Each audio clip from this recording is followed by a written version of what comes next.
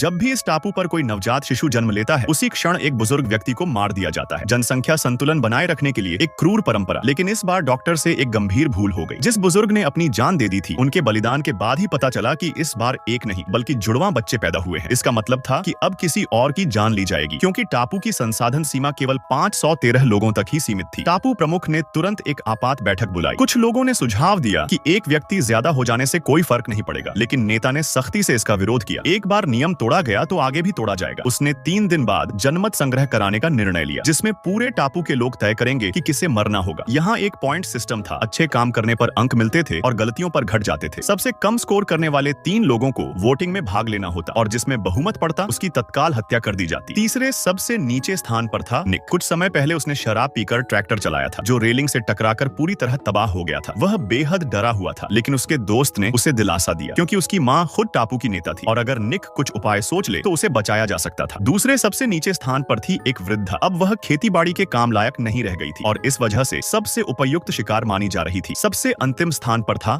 John. अपनी बीमार पत्नी को बचाने के लिए उसने फार्मेसी से दवा चुरा ली थी, जिससे उसके अंक कट गए और वह अंतिम स्थान पर पहुंच गया। इन तीनों ने मौत से बचने के लिए एड़ी चोटी का जोर लगाया। जॉन ने दूसरों के घरों में जाकर कामकाज में मदद करने की कोशिश की, लेकिन जिन घरों में गया वहां के लोग डर गए। उन्हें लगा कि वह उनका सामान चुरा लेगा। नतीजतन उन्होंने जॉन को सीधे भगा दिया। उधर वृद्धा ने समस्या को जड़ से खत्म करने की योजना बनाई। उसने तय किया कि वह उस अतिरिक्त बच्चे को ही अगवा कर लेगा, लेकिन सौभाग्यवश बच्चे की मां ने उसका इरादा वक्त रहते भांप लिया और एक बड़ी त्रासदी होने से बच गई। अब सवाल यह है, क्या ये तीनों इस संकट से बच पाएंगे और आखिरकार किसे चुनकर दी जाएगी मृत्यु? इसका जवाब मिलेगा दूसरे भाग में।